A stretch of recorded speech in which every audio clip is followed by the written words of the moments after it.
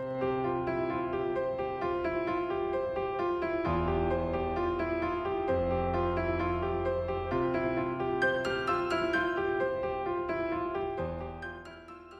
sahabat seutuhnya, bertemu lagi bersama saya Nika dari tim Seutuhnya. Hari ini dalam program Netizen Bertanya Perjalanan Seutuhnya Menjawab, saya akan membacakan berbagai pertanyaan yang sudah masuk lewat DM Instagram @perjalanan_seutuhnya. Oke, topik kita hari ini adalah tentang parenting dan kita sudah tersambung dengan Ibu Jovita Maria Verliana selaku psikolog anak, remaja, dan keluarga. Oke, Bu Jovita, saya akan bacakan dulu ya pertanyaannya. Nanti tolong dijawab ya, Bu. Saya mau tanya, anak saya tuh sekarang sudah punya pacar. Dia sedang duduk di kelas 2 SMA. Saya sebenarnya nggak setuju, bukan karena pacarnya tidak baik, tapi saya nggak mau sekolah dia terganggu karena pacaran. Saya harus bagaimana ya? Wah, pertanyaan untuk ibu yang punya anak remaja nih. Pastinya ada pertanyaan yang sering kali didapati oleh orang tua yang sudah memiliki anak di usia remaja. Kita akan jawab pertanyaan ini. Yuk silakan Bu Jovita, bisa dijawab.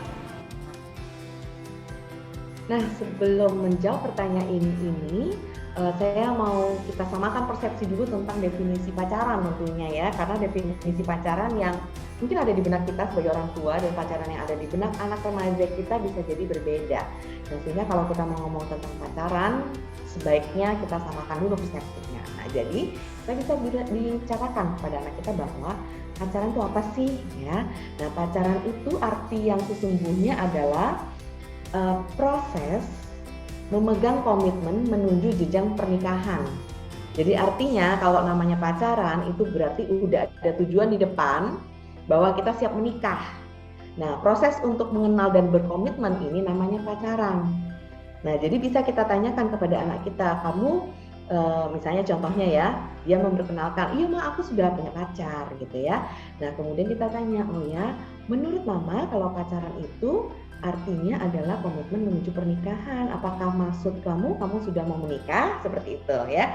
Nah, kalau dia bilang, oh belum sih, ini kan belum menikah. Maksudnya ya masih teman-teman aja, kita kenal-kenal, having fun bareng gitu, jalan-jalan, makan bareng dan sebagainya. Oke, nah berarti itu menurut mama namanya adalah teman baik gitu. Nah, kemudian kita bisa berikan juga masukan dan cerita kepada anak kita bahwa sebetulnya ya pada saat masa remaja nih, nah kita bisa buka nih, pada saat remaja itu adalah peluang atau masa yang indah di mana kita itu justru sebanyak-banyaknya berkenalan sama orang lain, baik yang berjenis kelamin sama, misalnya sebagai teman kita, ataupun yang berjenis kelamin berbeda, semuanya teman kita. Nah, justru masa eksplorasinya ini adalah di saat remaja, gitu ya, sehingga misalnya contohnya, suka boleh, misalnya contohnya, wih aku suka, kayaknya dia apapun alasannya ya, misalnya secara fisik, ataupun secara kepribadian, ataupun secara misalnya nyambung ngomongnya, atau secara sifat, secara hobi dan sebagainya. Nah, itu namanya suka. Nah, itu silakan. Justru harus gitu, karena pada saat remaja kan kita bisa lihat bahwa kalau dari teori perkembangan remaja kan memang hormon kita, hormon seksualitas kita sedang berkembang. Jadi memang perasaan suka, naksir itu fine, bahkan ya memang harus gitu ya. Nah, tapi kalau udah namanya pacaran berarti ada komitmen. Artinya apa? Namanya komitmen itu kita kasih tahu, berarti nih misalnya contohnya nih, kalau kamu mau jalan sama cowok yang lain, kira-kira boleh nggak sama pacar kamu gitu kan? Kalau kamu kemudian pacar kamu nggak hobi basket nih, kamu hobi basket, terus kamu ngetim basket sama teman-teman cowok kamu lainnya, nah dia oke nggak sama itu? Biasanya nih kalau orang sudah pacaran, udah komitmen menuju pernikahan, dia nggak terima loh, dia nggak akal mau loh kalau ternyata pacarnya itu main-main sama ngetim sama cowok-cowok yang banyak gitu. Artinya berarti perilaku kamu dibatasi, kebebasan kamu dibatasi, seperti itu. Nah, sehingga konsekuensinya adalah kamu nggak bisa melakukan hal-hal yang kamu sukai di masa remaja kamu, gitu. Jadi diperkenalkan seperti itu, sampai kemudian kita ajarkan bahwa memang keputusan ada di tangan si anak kita yang berusia remaja tersebut, tapi kita kasih tahu bahwa memang kalau kamu mengambil keputusan seperti ini, konsekuensinya seperti apa. Nah, apabila si anak kemudian sudah paham mengenai batasan ini, kemudian dia tetap kekeh nih, oh nggak apa-apa, aku siap gitu kan ya. Nah, plus kita kasih tahu, nah kalau pacaran berarti kan nanti bisa aja putus tuh. Kalau putus, kamu udah siap belum? Ya kan, biasanya nih kalau orang putus itu sedih banget gitu kan ya. Ntar jadi kemudian kehilangan nafsu makan, kemudian ngerasa bahwa nggak mau ketemu siapa-siapa, ntar bahkan masa-masa bapernya itu lama gitu ya. Nah, kamu siap nggak menghadapi kesedihan kalau misalnya kamu suatu waktu nanti diputusin, ditinggalin, atau kemudian kamu berharap sesuatu dan kemudian dia nggak kemudian tidak bisa sesuai dengan ekspektasi atau harapan kamu. Kalau kemudian remaja kita bilang, aku siap gitu kan ya. Nah, oke, kita hargai. Kenapa? Karena pada saat si anak di periode remaja itu memang kita memberikan kesempatan kepada dia untuk menentukan pilihannya. Tapi pastikan pilihan yang diambil dia tahu konsekuensinya.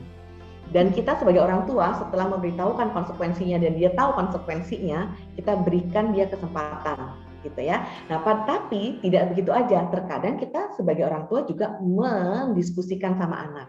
Misalnya contohnya, oke, kalau memang itu yang kamu yakin kamu mau lakukan, lakukan. Tapi ingat ya tadi ya, Bunda sudah kasih tahu ya bahwa konsekuensinya seperti ini dan kamu tadi udah paham juga. Jadi tolong dijaga batasan-batasannya dalam misalnya berpacaran. Kasih tahu juga pacaran yang sehat itu seperti apa. Satu, misalnya pacaran yang sehat berarti saling membuat pasangannya itu mau kita berkembang bareng nih gitu.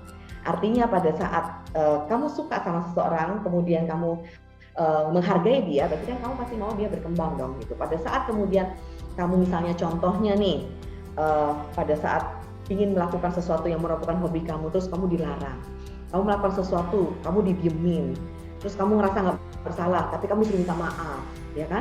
Terus terkadang kamu dikasarin dengan kata-kata yang kasar, dengan perilaku-perilaku yang kasar. Nah, itu berarti kan menyakiti kamu dan tidak membuat pribadi kamu berkembang. Berarti dia bukan pacar yang baik atau bukan teman baik yang baik, seperti itu.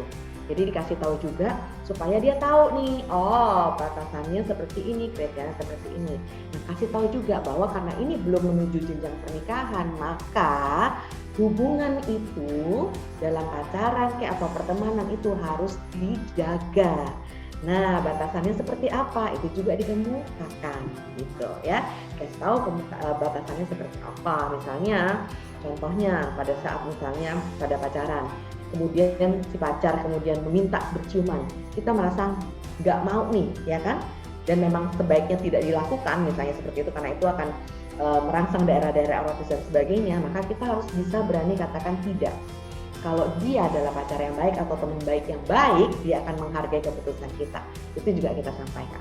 Nah, kalau informasi itu sudah lengkap, dia tahu dan dia tetap mengambil keputusan, sesuatu keputusan, ya kita hargai. Tapi kemudian kita diskusikan lain kali waktu, kita tetap berikan kemudian komunikasi dengan dia tetap berjalan dan kita sampaikan bahwa mama atau bunda atau ayah akan ada selalu di sini untuk mendengarkan kamu, untuk berdiskusi dengan kamu. Jadi silakan apapun yang kamu tanyakan, apapun yang kamu mau curhatin, kami ada di sini. Oh gitu ya Bu Jovita. Jadi bukan tentang ya atau tidaknya dari berpacaran, diperbolehkan atau dilarangnya, tetapi bagaimana orang tua bisa mengedukasi anak-anaknya untuk mengenalkan apa itu pacaran, larangan-larangan dan hal yang batasan-batasan apa saja yang diperbolehkan dan tidak diperbolehkan dalam berpacaran. Benar Ika, dan berkaitan sama edukasi berarti kan harus lengkap ya. Jadi kalau kita sebagai orang tua merasa belum lengkap nih pengetahuannya tentang itu, nggak apa-apa, jangan ragu, banyak baca, mengikuti webinar, kemudian mendengar kayak ini perjalanan seutuhnya gitu ya. Jadi manfaatkan semua referensi yang ada. Dan berkaitan dengan pernikahan itu biasa anak-anak kan bertanya, jadi emang usia menikah yang tepat itu umur berapa sih gitu? Karena kan pacaran nyambungnya kan pernikahan tadi ya. Nah, kita bisa sampaikan bahwa setiap orang punya kemantapan pribadi yang berbeda-beda.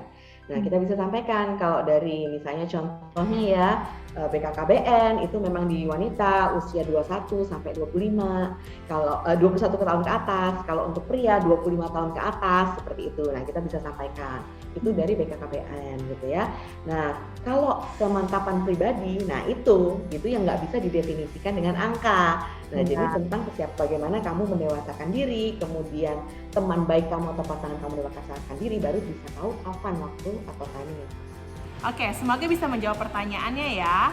Terima kasih atas pertanyaan yang sudah masuk di DM Instagram kami. Kami akan menjawab pertanyaan-pertanyaan berikutnya di video-video berikutnya. Tetap saksikan terus perjalanan seutuhnya. Perjalanan seutuhnya, know, learn, and apply better.